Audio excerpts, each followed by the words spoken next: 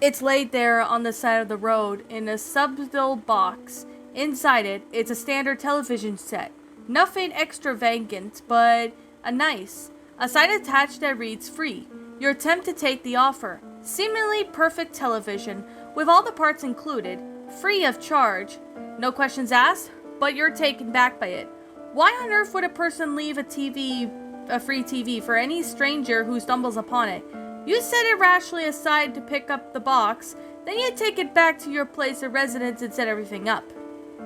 By the time everything is ready, it's late, but you've worked so hard to put it together, and you're going to watch some television before you head to bed. You turn the television on, and the glare is only the source of light in the entire room.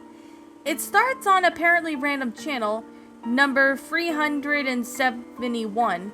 It's a dark living room, only visible by a glaring, unseen light source.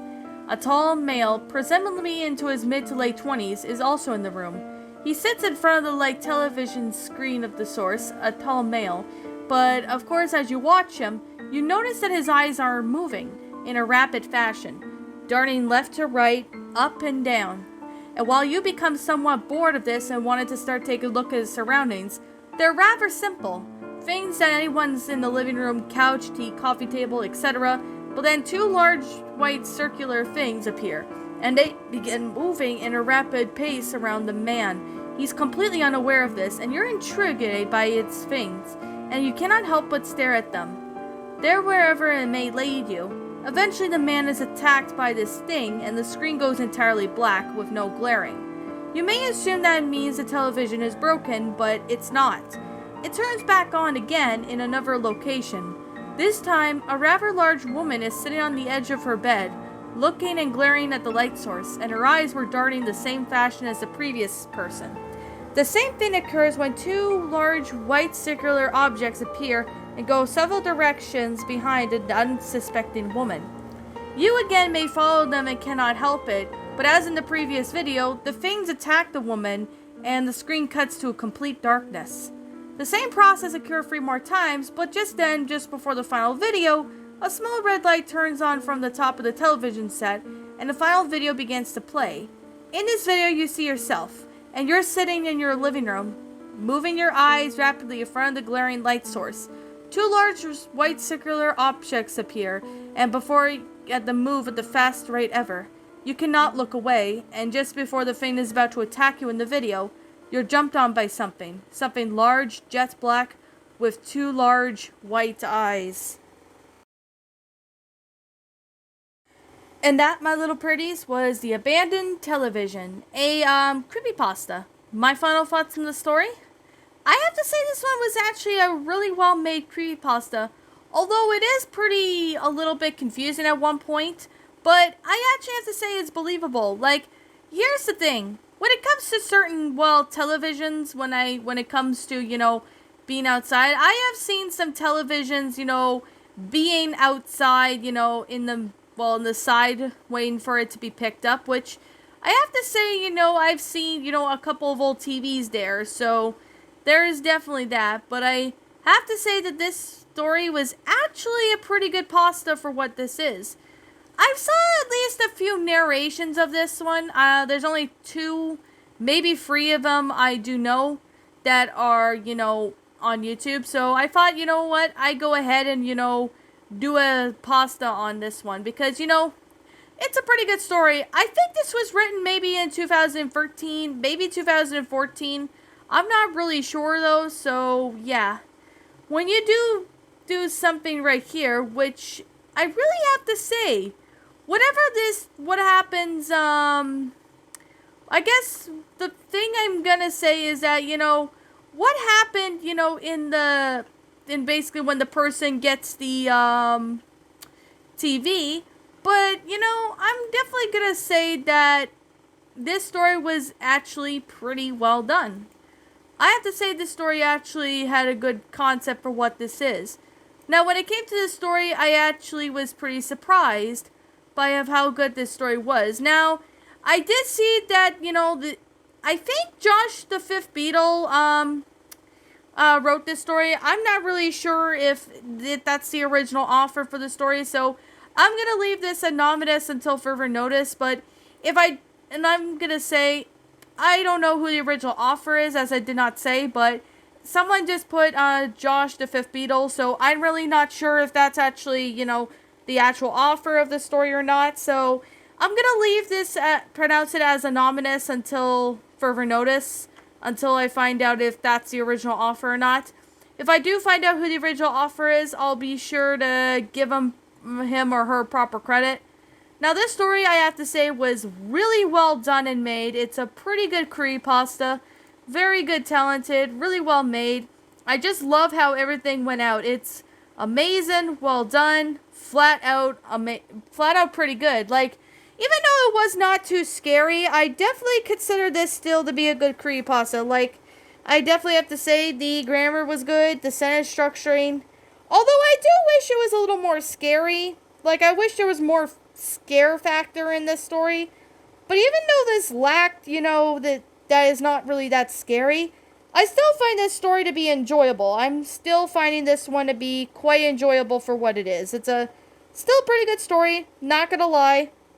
But I really would suggest that maybe the author adds something more scary in there. Like, basically the person, turns on the TV and watches the channel, seeing two people, disappear or something, which is unknown. Now, when the person, occurs to be on TV, he or she, for that matter, gets jumped on by something large with two large eyes. Now, I think it might be some sort of evil spirit or paranormal thing, or maybe it was a monster of some kind attacked this person in near the end of the pasta. But it's possible that it might have been the one who attacked the two people in this pasta, which is possibility that it's possible. I'm not saying that it is, but that's actually a good theory I just came up with, so it is hard to say. Maybe that might be the case, or maybe it might have been something else. I'm not really sure, but I definitely have to say it's still a pretty good pasta for what it is. It's a really well-made story. Really do appreciate the grammar being good in the story. I definitely gotta say, it's well done and amazing. So, to the author, whoever you are, amazing job with the story. You did amazing. It was awesome. Really well done with the story. Now, I definitely have to say that, I do have a few theories on what could it be. It could be maybe just some werewolf or maybe a monster or something. Not really sure because it's not really described on who it is, though. So, I definitely have to say it was definitely someone or something that kind of, attacked the people on TV, which it is quite possible. Or maybe it was a cursed TV channel, perhaps. Not really sure, but, those theories are quite possible, so it could be that, or maybe it's something else. I'm not really sure, but I actually thought maybe that could be it, but yet again, who am I to say? So, I do apologize that if you're hearing noises, it's my fan going on. It's pretty hot where I am right now, so yeah. Anyways, with that being the case and that being said, I'm going to go ahead and wrap up the review. Now, first of all, I would like to say, and I'm going to say this now and like I always continue to say, this is just simply my own personal opinion, and if you happen to disagree with me, that's fine too. We're all entitled to our own opinions regarding these creepypastas, and this is simply my own personal thoughts. My final rating of the story would have to be a 10 out of 10. Pretty good pasta, really good, well made, although it was not scary enough. I mean, there was some, scare good parts that made it look scary, but at the same time, it just wasn't too scary. But, I'm not saying that it has to be scary, but it kind of does have some fear factors in it, which I definitely have to say it's pretty good for what it is. I still really find the pasta to be enjoyable. It's an enjoyable creepypasta. It was really well made in detail. I really do find it to be fun. It's a really well made pasta. I really do recommend you guys check this out. This is on the regular Creepypasta Wiki. If you guys want to take a look at it, feel free to. It's pretty good pasta, actually. I really do find this one to be enjoyable. It may not be the best pasta I've seen. Like, I'm not saying this is a terrible pasta. It's a good one.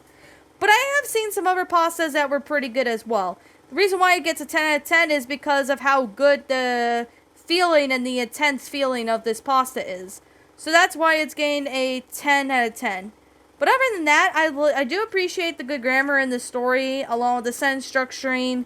And I definitely have to say, anything on it. This is always probably wonder why I don't, see any furniture that is being, left on the side of the road, because, I've seen some people do that in my neighborhood, so, yeah. But anyways, with that being the case, that being said, what did you guys think about this creepypasta? Did you all enjoy it? Did you not? Also, what do you have done personally to help make this story a lot better? Feel free to let me know what your thoughts are down in the comment section down below.